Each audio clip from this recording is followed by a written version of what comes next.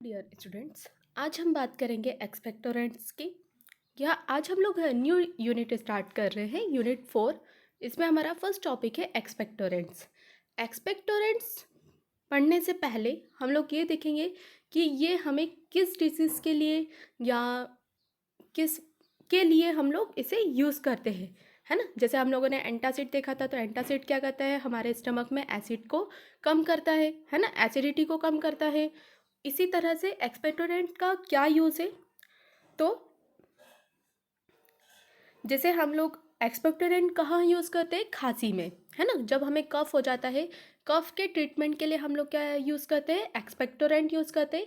इसकी डेफिनेशन है, this are the agent which enhance the secretion of sputum from trachea, bronchi और lungs and hence they are used in the treatment of cough. देखो क्या होता है, और इसकी एको डेफिनेशन है, it is also defined as an agent that facilitate the removal of bronchopulmonary mucus membrane secretion. जब हमें खांसी हो जाती है, खांसी भी अलग अलग तरह की होती है ना। जैसे कि कई बार होता है कि मौसम चेंज होता है तो हमें वायरल हो जाता है, तो हमें जुकाम हो जाता है, कफ हो जाता है। या फिर जब हमारे, या तो फिर ऐसा होता है कि जब हम लोग किसी को धूल से एलर्जी होती है, धूल के कण जब हमारी ट्रेकिया, ब्रोंकाई या फिर कहीं पे फंस जाते हैं, तो क्या होता है, वो कैसे क्यों फंस जाते हैं, क्योंकि वहाँ पे क्या प्रेजेंट होता है, म्यूकस प्रेजेंट होता है ना। म्यूकस प्रेजेंट होता है, तो वहाँ पे जब वो फंस जाते हैं तो वहाँ पे क्या होता है, म्यूकस ज़्यादा अमाउंट में बनने लगता है। अब वो क्यों बनने लगता है, अगर धूल के कण, जैसे ये हमारा, ये आपकी नोज है, ठीक है। यहाँ से आया एयर, एयर के थ्रू कहाँ आ गया, ये धूल के कण कहाँ आ गए, आपके ट्रेकिया में, है ना। ब्रोंकाई के पास ट्रेकिया, ट्रेकिया में आ गए। अब वहाँ पर क्या हुआ कि वो अटक गया तो वहाँ पे क्या हुआ, हमारा इम्यून सिस्टम क्या हुआ, डेवलप्ड हुआ। तो उसने क्या करा, वहाँ उसे अगर वो धूल के कण कहाँ आ गए, आपके लंग्स में आ गए, तो क्या हो जाएगा, आपको इन्फेक्शन हो सकता है ना, आपके लंग्स में इन्फेक्शन हो सकता है। तो उसे वहीं रोक लेता है कौन, म्यूकस। फिर वहाँ पे क्या होता है, बहुत सारा म्यूकस सिक्रेशन होने लगता है, जिस वजह से वहाँ पे क्या हो जाती है, वहाँ पे ब्लॉकेज हो जाता है, क्या हो जाता है वहाँ पे, एकदम रुकावट हो जाती है ना। तो हमें कई बार होता है, जब हमें कफ हो जाता है तो हमें सांस लेने में तो प्रॉब्लम होती है। अब हम सांस तो ले लेते हैं, मतलब ऑक्सीजन तो हमारे अंदर आ जाती है, बट CO2 बाहर निकलने में प्रॉब्लम होती है। तो अब हम लोग क्या यूज़ करते हैं, एक्सपेक्टोरेंट। क्या यूज़ करते हैं, एक्सपेक्टोरेंट। देखो खांसी भी दो तरह की होती है, एक होती है सूखी खांसी और एक होती है कफ वाली खांसी, ठीक है। अब सूखी खांसी में हम लोग क्या करते हैं, सिम म्यूकस, जैसे हमारी जब खुद सूखी खांसी है, जहाँ वहाँ पे क्या हो रहा है, मतलब वहाँ पे म्यूकस बन ही नहीं रहा है। बोलते हैं डॉक्टर कि बलगम नहीं है, सूखी खांसी है, खराश सी है, ऐसे का गला साफ करते हैं लोग, तो वो क्या होता है, सूखी खांसी। और एक होती है हमारी बलगम वाली खांसी। तो जो बलगम वाली खांसी को ठीक करने के लिए, जो कफ को ठीक करने के लिए हम लोग जो सिरप यूज़ करते हैं, वो क्या है, हमारी एक्सपेक्टोरेंट। अब सिरप भी अलग अलग आती है ना। जैसे कि जब हम लोग सर्दी जुकाम हो जाता है, हम डॉक्टर के पास जाते हैं, तो डॉक्टर पूछते हैं, अच्छा कफ है क्या, आपको कफ की शिकायत है क्या, या फिर आपको पूछते हैं कि आपको सूखी खांसी आ रही है क्या, ऐसे पूछते हैं। फिर उसके बाद में ही आपको दवाइयाँ देते हैं, है ना। जैसे अगर आप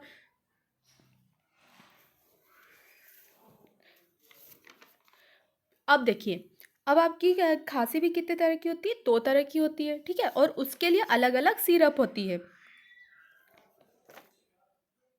अब एक्सपेक्टोरेंट क्या वर्क करता है, ठीक है। अब हमने क्या करा, सिरप, अब वहाँ पे क्या हो गया, म्यूकस इकट्ठा हो गया, ये हमारी श्वास नली है। अब यहाँ क्या हो गया, म्यूकस इकट्ठा हो गया, और यहाँ पे क्या रहा, धूल का कण भी है ना। जो अनवांटेड मटेरियल है, जो जो है, वो क्या हो गया, धूल का कण में। अब वो क्या हो गया, जाम हो गया, जो हमारा रेस्पिरेटरी सिस्टम है वो क्या हो गया, जाम हो गया। अब म्यूकस किससे मिलकर बना होता है, म्यूसिन प्रोटीन से बना होता है, ठीक है। अब उसे बाहर निकालना है, इस म्यूकस को बाहर निकालने के लिए हम लोग सिरप लेंगे। वो एक्सपेक्टोरेंट कहाँ जाएगी, स्टमक में जाएगी। स्टमक में जाके क्या करेगी, गैस बनाएगी, और या फिर वहाँ पे जो फ्लूइड है वो बनाएगी। उसका जो दबाव है, ऊपर नीचे से दबाव पड़ेगा, तो क्या होगा, ये म्यूकस कहाँ आ जाएगा, माउथ के थ्रू या नोज से के थ्रू बाहर आ जाएगा। और उसके थ्रू जो हमारा धूल का कण है, जो आपको, तो वो क्या हो जाएगा, बाहर आ जाएगा, ठीक है। कई बार ऐसा होता है कि जो कफ है तो कफ में हम लोग क्या यूज़ करते हैं, एक्सपेक्टोरेंट। अगर किसी को कफ नहीं है, किसी को क्या है, सूखी खांसी है, तो उसके लिए हम लोग क्या यूज़ करते हैं, कफ सप्रेसेंट। क्या यूज़ करते हैं, कफ सप्रेसेंट। ठीक है, ऐसे ही सिरप भी अलग अलग तरह की होती है। अब म्यूकस को हटाने के लिए जो सिरप लेते हैं वो उसे हम लोग क्या बोलते हैं, एक्सपेक्टोरेंट। और कफ के बाहर निकलने के लिए हम लोग एक्सपेक्टोरेंट का यूज़ करते हैं। ये भी दो टाइप के होते हैं, क्लासिफिकेशन ऑफ एक्सपेक्टोरेंट। एक होता है, ये किसके ऊपर बेस्ड होता है, मैकेनिज्म ऑफ एक्शन के ऊपर। Expectorant are categorized into two types, sedative expectorant and stimulate. अब सिडेटिव एक्सपेक्टोरेंट क्या होता है, this are stomach irritant expectorants which are able to produce their effect of stimulation of gastric reflux from example bitter drugs such as this Seneca, Indian squil, and compounds such as antimony, potassium tetra, ammonium chloride, sodium citrate,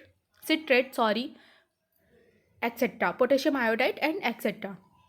देखो sedative में क्या होता है कि जैसे sedative मतलब कई बार आपका खांसी होती है, आप जो सिरप लेते हो, आपको जैसे जुकाम हो गया, जुकाम के टाइम पे आपने कोई सिरप ले ली तो उससे क्या हो गया, आपको नींद आने लगती है ना, नींद आने लगती है। तो क्या होता है कि जैसे जो आपका सिरप है वो कहाँ आ रहा है, आपके स्टमक में आ रहा है। स्टमक में आने के बाद में अब उसमें क्या, जैसे अभी मैंने आपको बताया कि जैसे वो कहाँ जाएगा, स्टमक में जाएगा। स्टमक में क्या करेगा, इरिटेशन कॉज करेगा।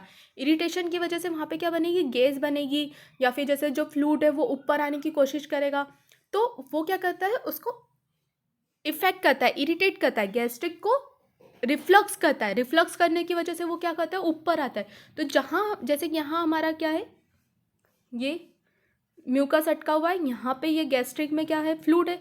अब ये ऊपर आएगा तो ये क्या करेगा, इसके ऊपर प्रेशर डालेगा। प्रेशर की वजह से क्या हो जाएगा, जो हमारा म्यूकस है वो क्या हो जाएगा, बाहर आ जाएगा।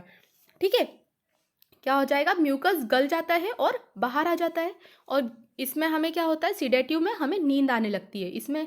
और इसमें क्या प्रेजेंट होता है, पोटेशियम टेट्रा हम लोगों को ये पढ़ना है, एल्यूमिनियम क्लोराइड, पोटेशियम आयोडाइड, ये हमें पढ़ना है। ठीक है, अब स्टिमुलेंट एक्सपेक्टोरेंट क्या होता है, स्टिमुलेंट एक्सपेक्टोरेंट मतलब होता है which bring about stimulation of secretion cells of the respiratory tract directly or indirectly. Since these drugs stimulate secretion, more fluid gets produced in respiratory tract and hence sputum in diluted. For example, eucalyptus, lemon, incense, and active constituent of oil like terpene bihydrate, एनेथॉल। ठीक है, ये क्या है, stimulate. अब stimulate क्या हो रहा है, देखो ये क्या बोल रहा है, secretory cells of the respiratory tract, stimulation of secretory cell of the respiratory tract. क्या करता है, ये स्टिमुलेट कर देता है सेक्रेटरी सेल को। अब इसमें क्या होता है, जब रेस्पिरेटरी ट्रैक्ट, अब वहाँ पे क्या करा कि उसने क्या करा, वहाँ पे जाम हो गया। जाम होने की वजह से वहाँ पे जो हमारा जो सिक्रेटरी सेल्स है उसे क्या करेगा, स्टिमुलेट करेगा। स्टिमुलेट करेगा तो जो हमारा विस्कस पार्ट है, जो म्यूकस को जो रहता है वो क्या होता है, विस्कस होता है, उसे क्या करेगा, वो लिक्विड फॉर्म में कन्वर्ट करेगा, मतलब उसे डाइल्यूटेट कर देगा। ठीक है, डाइल्यूट कर देगा। अभी क्या है, वो विस्कस है, विस्कस से वो क्या हो जाएगा, डाइल्यूट हो जाएगा। डाइल्यूट होने की वजह से वो बाहर आ जाएगा। ठीक है, उसे स्टिमुलेट, ये स्टिमुलेंट एक्सपेक्टोरेंट इसलिए कहा है क्योंकि ये सेक्रेटरी सेल्स को स्टिमुलेट करता है और वो क्या करता है, सिक्रेशन को बाहर निकालने के लिए हेल्प करता है, जो सेल्स होती है वो। ठीक है, अब हमें इसमें पढ़ना है पोटेशियम आयोडाइड के बारे में, फिर हम इसमें पढ़ेंगे अमोनियम क्लोराइड के बारे में। ठीक है, ओके, थैंक यू। ये हम नेक्स्ट लेक्चर में कवर करेंगे। Thank you.